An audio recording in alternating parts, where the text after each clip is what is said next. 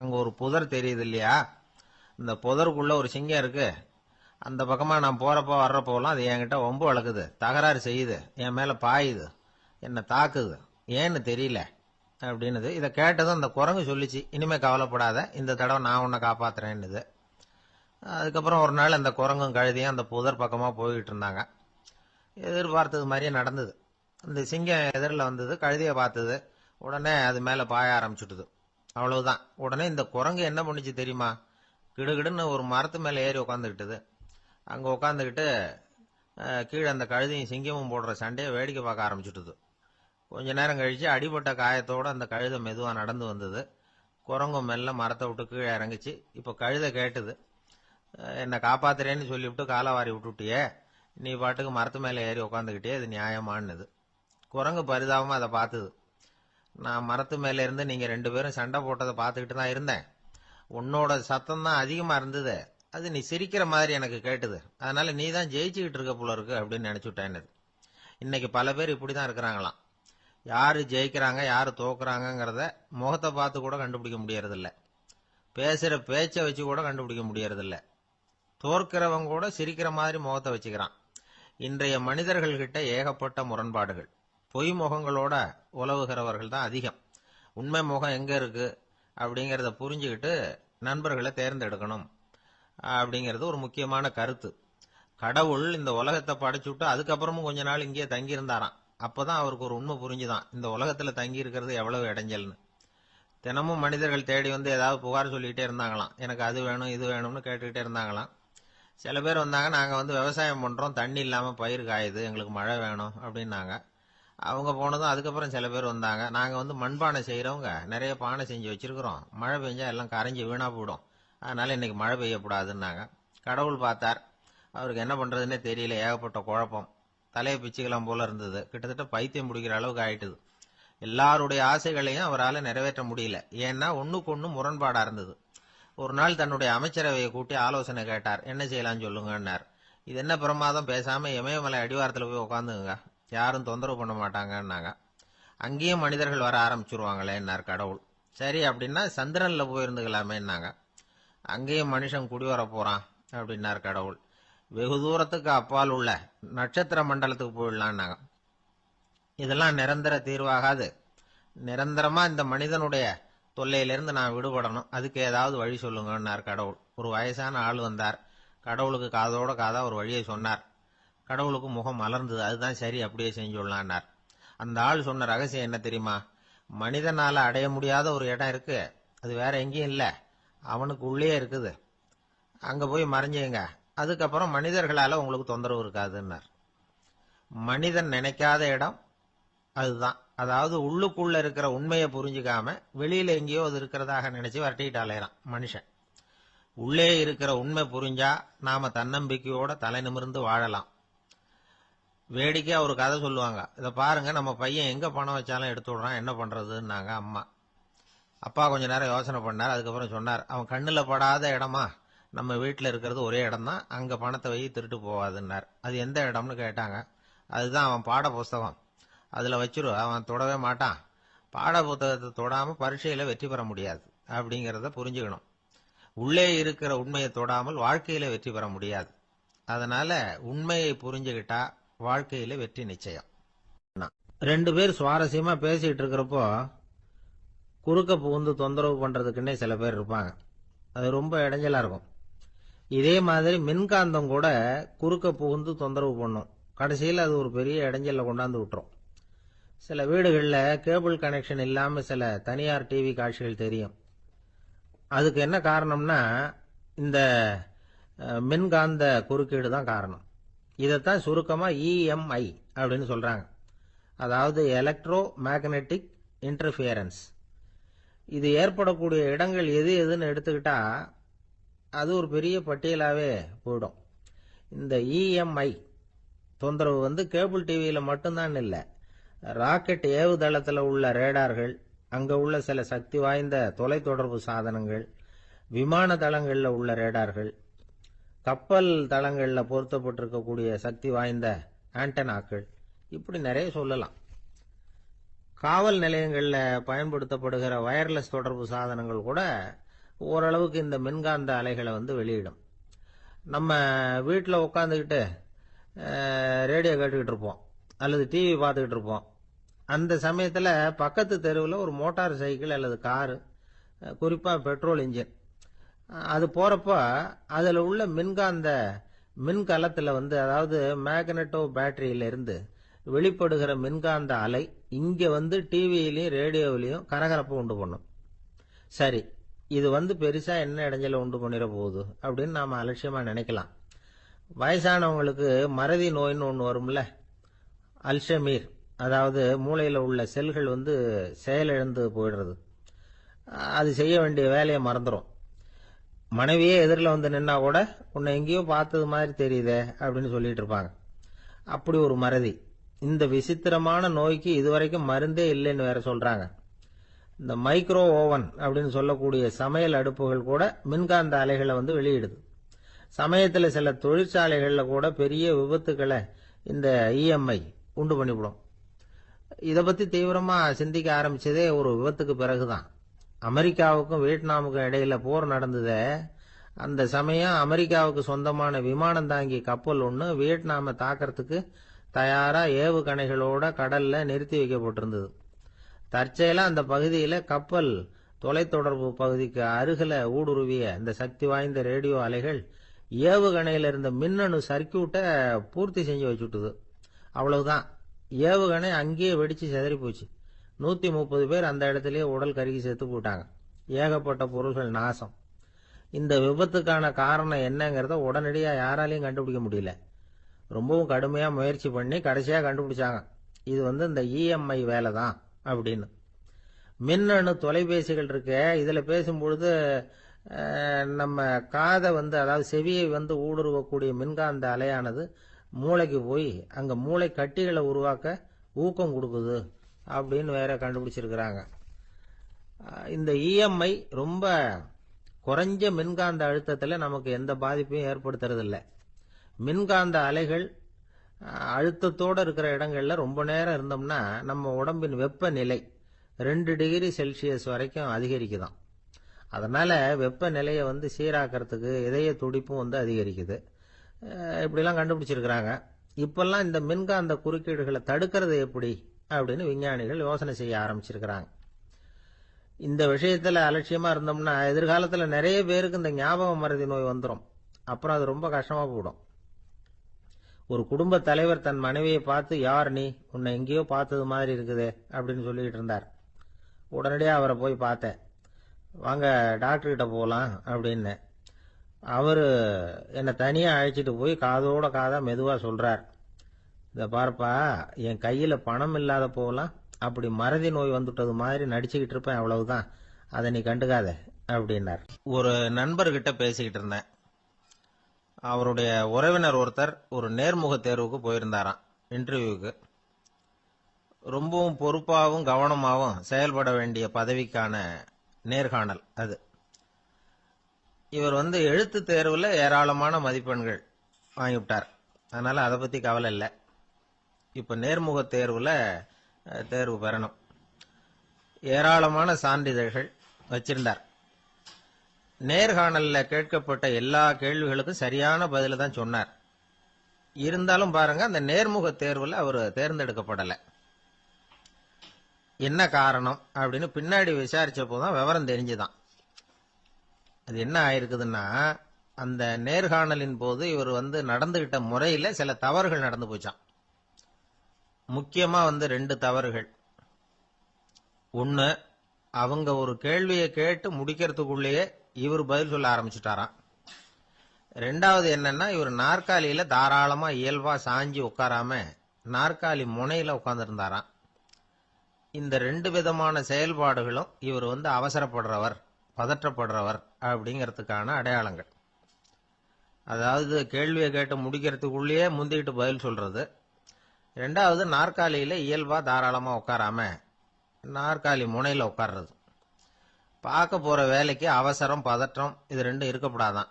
அதனால மார்க் இருந்தும் சர்டிபிகேட் இருந்தும் அந்த வேலை வாய்ப்பு அவருக்கு கிடைக்கல. வேலை கொடுக்கறவங்க நம்ம கிட்ட இருந்து என்னதான் எதிர்பார்க்கறாங்க, இதை தெரிஞ்சு வச்சுக்கிறது நல்லது. முதல்ல மற்றவர்களுடன் தொடர்பு கொள்ளும் திறமை, அதாவது எபிலிட்டி டு கம்யூனிகேட். நீங்க நினைக்கிறத அழகா தொகுத்து வகைப்படுத்தி சொல்ல தெரியுதான்னு பார்ப்பாங்க. உங்க திட்டங்களை அடுத்தவங்க ஏற்றுக்கொள்ளக்கூடிய விதத்துல வெளிப்படுத்துறதுக்கு உங்களால முடியுதான்னு பார்ப்பாங்க. இதுக்கு என்ன செய்யறது? குழப்பம் இல்லாம சிந்திக்கணும், குழப்பம் இல்லாம பேசணும். ரெண்டாவது விஷயம் என்னன்னா புத்திசாலித்தனம், அதாவது இன்டெலிஜென்ஸ். ஏத்துக்க போற வேலையை நல்ல விதமா செய்ய முடியுமா உங்களால? அதை எந்தெந்த வழியில செய்யலாம் அப்படிங்கறத உங்களால தீர்மானிக்க முடியுமா? அந்த வேலைக்கான புது புது யோசனைகளை உங்களால சொல்ல முடியுமா அப்படின்னு பார்ப்பாங்க. இது இன்டெலிஜென்ஸ். மூணாவது தன்னம்பிக்கை, அதாவது செல்ஃப் கான்பிடன்ஸ். உங்களுக்கு அது உண்டா அப்படிங்கறத கவனிப்பாங்க. எந்த சூழ்நிலையையும் சமாளிக்கணும், எப்படிப்பட்ட மனிதர்களையும் சமாளிக்கிற தைரியம் வேணும், அடுத்தவங்களை நமக்கு சாதகமா திருப்பக்கூடிய தன்னம்பிக்கை வேணும். நாலாவது பொறுப்புகளை முன்வந்து ஏற்றுக்கொள்ளுதல், வில்லிங்னஸ் டு அக்செப்ட் ரெஸ்பான்சிபிலிட்டி. பொறுப்புகள்ல இருந்து நழுவி போக ஆசைப்படாம செஞ்சு முடிக்கணும். அஞ்சாவது முன் வருதல், இனிஷியேட்டிவ். வேலையோட முக்கியத்துவம் உணர்ந்து அதை ஏத்துக்கிட்டு தகுந்த நடவடிக்கைகளை தயங்காம எடுக்கிறதுக்கு முன் வரணும். ஆறாவது என்னன்னு கேட்டீங்கன்னா தலைமைத்துவம், லீடர்ஷிப். 4 பேருக்கு தலைமை தாங்கி நல்ல விதத்துல நடந்துக்க தெரியுதா? ஏழாவது கற்பனை திறன், இமேஜினேஷன். சில பிரச்சனைகள் வரக்கூடும் அப்படின்னு முன்கூட்டியே யூகிச்சு அதுக்கு தகுந்த மாதிரி நடவடிக்கை எடுக்கிற திறமை உண்டா அப்படிங்கறத பார்ப்பாங்க. எட்டாவது என்னன்னா வளைந்து கொடுத்தல், பிளெக்சிபிலிட்டி. சூழ்நிலைக்கு தகுந்த மாதிரி, மாற்றங்களுக்கு தகுந்த மாதிரி அனுசரிச்சு நடந்துக்கிறதுக்கு தெரியுதா உங்களுக்கு அப்படிங்கறத கவனிப்பாங்க. அடுத்தது திறமைகளை வெளிக்கொணரும் திறமை, இன்டர்பர்சனல் ஸ்கில்ஸ். அடுத்தவங்க கிட்ட இருக்கிற திறமையை கண்டுபிடிச்சு அதை நல்ல விதத்துல ஊக்கப்படுத்தி பயன்படுத்த தெரியுதா அப்படின்னு பார்ப்பாங்க. ஆறாவது சுய அறிவு, செல்ஃப் நாலேஜ். அடுத்தவங்க நம்மளை பத்தி என்ன நினைக்கிறாங்க அப்படிங்கறத நம்மால புரிஞ்சுக்க முடியுதாங்கிறது முக்கியம். அடுத்தது போட்டி மனப்பான்மை, காம்படிட்டிவ்னஸ். அடுத்தவங்களை ஒப்பிட்டு பார்த்து அதை விட ஒரு படி மேல வரணுங்கிற குணம் வேணும். இதுக்கு அடுத்தது என்னன்னா குறிக்கோளை வெல்லுதல், கோல் அச்சீவ்மெண்ட். குறிக்கோளை சவாலா எடுத்துக்கிட்டு அதை அடையணும். அப்புறம் வேறுபட்ட திறமைகள், ஒகேஷனல் ஸ்கில்ஸ். பதவிக்கு வேண்டிய திறமைகள் தவிர மற்ற திறமைகள் எதுவும் உண்டாங்கிறது முக்கியம். நமக்கு வேலை கொடுக்கணும்னு நினைக்கிறவங்க நம்ம கிட்ட இருந்து இவ்வளவும் எதிர்பார்ப்பாங்க. அதுக்கு தகுந்த மாதிரி நம்மளை நாமே தயார்படுத்திக்கணும். எனக்கு வேண்டப்பட்ட ஒருத்தர் ஒரு இன்டர்வியூக்கு போயிட்டு வந்தார், நேர்காணலுக்கு. எப்படி இருந்தது இன்டர்வியூன்னு விசாரிச்சேன். நான் போனேன். அவர் கேட்ட எல்லா கேள்விக்கும் அவர் எதிர்பார்த்தது மாதிரியே எல்லா பதிலையும் சொன்னேன். கடைசியா நான் எதிர்பார்க்காத ஒரு தகவலை அவர் சொன்னார் அப்படின்னார். என்னன்னு கேட்டேன். அவரும் என்ன மாதிரியே இன்டர்வியூக்கு வந்தவர் தானா, சும்மா என்ன கேள்வி கேட்டுக்கிட்டு உட்காந்துருந்தாராம் அப்படின்னார். அதனால ஒரு நேர்காணலுக்கு போறதுக்கு முன்னாடி என்ன எதிர்பார்க்கறாங்க அப்படிங்கறத தெரிஞ்சுக்கிட்டு போனா வெற்றி நிச்சயம். ஒரு கடற்கரை ஓரம், அங்க ஒரு சின்ன கிராமம். அந்த கிராமத்துல ஒரு சின்ன பள்ளிக்கூடம். கடற்கரை ஓரத்துல உள்ள ஒரு விடுதியில ஓய்வுக்காக ஒருத்தர் வந்து தங்கி இருக்கிறார். பள்ளிக்கூடத்துல ஏதோ விழா நடக்கிறது மாதிரி தெரிஞ்சது. உடனே அவர் அந்த பக்கமா வந்தார். இங்க என்ன நடக்குதுன்னு விசாரிச்சார். பள்ளி ஆண்டு விழா நடக்குதுன்னாங்க. உடனே போனார். கண்காட்சி ஒன்று வச்சிருந்தாங்க. உள்ள போய் பார்த்தார். பள்ளிக்கூடத்தில் படிக்கிற மாணவர்களை சொந்தமா தயார் பண்ண பொருள்களை காட்சிக்கு வச்சிருக்கிறாங்க. அந்த ஊர் மக்கள்லாம் அதை கூட்டம் கூட்டமா போய் பார்த்துக்கிட்டு இருக்கிறாங்க. இவரும் ஆர்வமா அதையெல்லாம் பார்த்துக்கிட்டே போறார். ஒரு இடத்துல ஒரு சின்ன ரயில் செஞ்சு வச்சிருந்தாங்க, மாணவர்களே தயார் பண்ணது.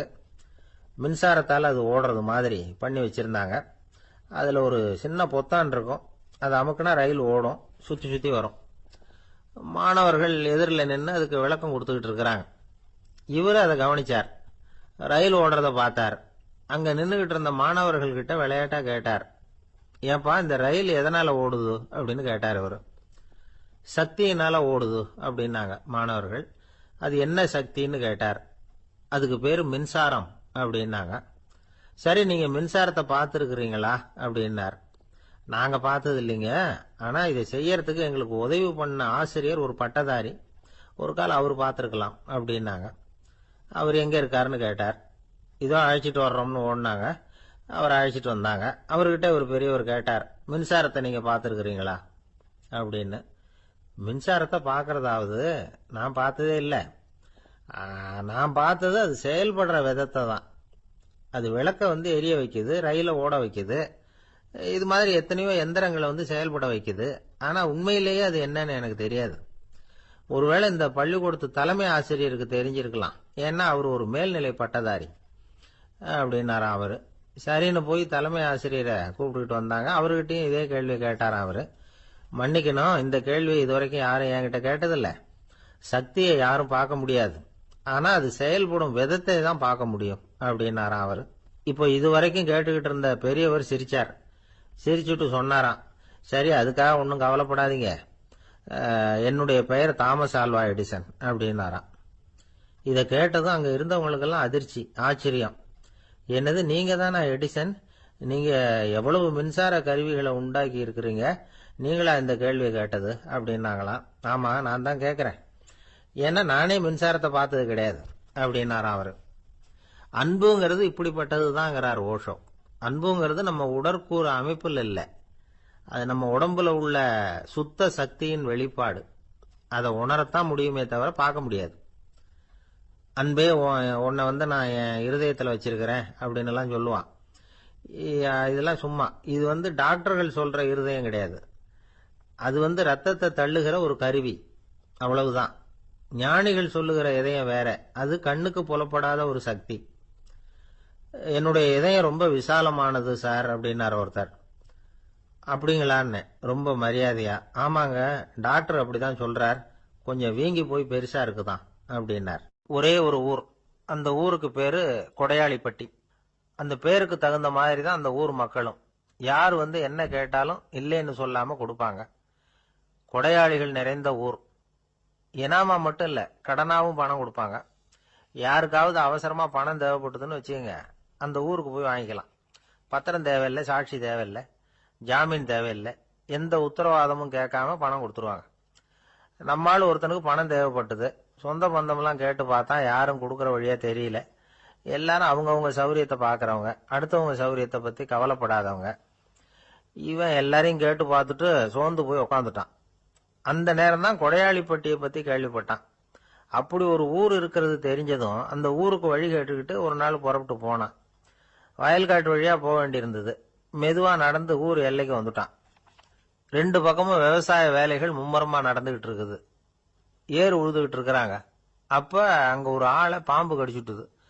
பக்கத்துல வேலை செஞ்சுக்கிட்டு இருந்தவங்க ஓடி வந்தாங்க. அவசரமா செய்ய வேண்டிய முதல் உதவியெல்லாம் செஞ்சு பார்த்தாங்க, பலன் இல்லை. அந்த ஆள் செத்து போட்டான். அவன் செத்து விட்டான்னு தெரிஞ்சதும் அவனை தூக்கி வரப்பு மேல போட்டுட்டு எல்லாரும் அவங்கவுங்க வேலையை கவனிக்க ஆரம்பிச்சிட்டாங்க. அங்க ஒரு ஆளு இவனை பார்த்து சொன்னான், ஐயா, நீங்க போற வழியில இவன் சொந்தக்காரன், இவனுக்கு சோறு கொண்டுகிட்டு வருவான், இவன் இங்க செத்து விட்டான்னு அவன்கிட்ட சொல்லிவிடுங்க அப்படின்னா. இவனுக்கு ரொம்ப ஆச்சரியம். என்னடா இது, பாம்பு கடிச்சுட்டுதுன்னதும் பதறி அடிச்சுக்கிட்டு ஓடி வந்தாங்க, செத்து விட்டான்னதும் பேசாம தூக்கி போட்டுட்டு போயிட்டாங்க அப்படின்னு நினைச்சுக்கிட்டே நடந்து போறான். எதிரில் சோறு கொண்டுகிட்டு ஒரு ஆள் வந்தான். இவன் விவரத்தை சொன்னான். அங்க உங்க சொந்தக்காரன் பாம்பு கடிச்சு செத்து போட்டான் அப்படின்னா. அவன் கொஞ்ச நேரம் அமைதியா நின்னான். அதுக்கப்புறமா அங்கேயே வரப்புல உட்காந்து கொண்டுகிட்டு வந்த சோத்தை தானே சாப்பிட்டு முடிச்சான்.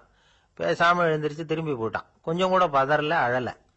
இப்படியும் ஒரு ஊரா அப்படின்னு நினைச்சு ஆச்சரியப்பட்டுக்கிட்டே இவன் ஊருக்குள்ள போனான். ஒரு பெரிய மனுஷனை பார்த்து பணம் கேட்டான். அவரும் இவனோட பேரையும் ஊரையும் மட்டும் விசாரிச்சுக்கிட்டு தேவையான பணத்தை கொடுத்துட்டார். பணத்தை வாங்கிட்ட பிறகு தன்னுடைய மனசை அரிச்சுக்கிட்டு இருந்த அந்த விஷயத்தை பத்தி கேட்டான். ஐயா, வழியில ஒருத்தன் செத்துட்டான், அவனை அப்படியே தூக்கி வரப்புல போட்டுட்டு எல்லாரும் வயல்வெளி வேலைகளை பார்த்துக்கிட்டு இருக்கிறாங்களே அப்படின்னா. இதுக்கு அந்த பெரியவர் சொன்னார், ஆமா, அப்படித்தான் செய்வோம். வேலை முடிஞ்சு வீட்டுக்கு திரும்புறப்ப அவனை தூக்கிட்டு வந்து அடக்கம் பண்ணிடுவோம் அப்படின்னார். ரொம்ப ஆச்சரியமா இருக்கு அப்படின்னா. ஏன் உங்க ஊர்ல யாராவது செத்துட்டா என்ன பண்ணுவீங்க அப்படின்னு கேட்டார். என்ன இப்படி கேக்குறீங்க, எங்க ஊர்ல எல்லாம் பணத்தை தூக்க விட மாட்டாங்க, ஒப்பாரி வைப்பாங்க, கட்டி புரண்டு அழுது புலம்பி தீத்துருவாங்க அப்படின்னா. இவன் பெரியவர் பார்த்தார். அவங்கிட்ட கொடுத்த பணத்தை லபக்குன்னு பறிச்சுக்கிட்டார். திருப்பி வாங்கிட்டார். இவன் பதறி போய் நிக்கிறான். அவரு சொன்னார், பணத்தையே விட மாட்டேன்னு கட்டுப்பிடிச்சு அழுதா நான் கொடுத்த பணத்தை மட்டும் எப்படி திருப்பி கொடுக்க போற, போயிட்டு வா அப்படின்னு விரட்டி விட்டாராம். இந்த கதையை நண்பர் ஒருத்தர் சொன்னார். கதை வேடிக்கையா தெரிஞ்சா கூட இதுல கருத்து உண்டு. பணம் பிணம் இது ரெண்டையுமே விடுறதுக்கு அவ்வளவு சுலபமா மனம் வர்றதில்லை. இந்த ரெண்டு விஷயங்கள்லேயும் அறிவார்ந்த செயல்பாடு தேவை.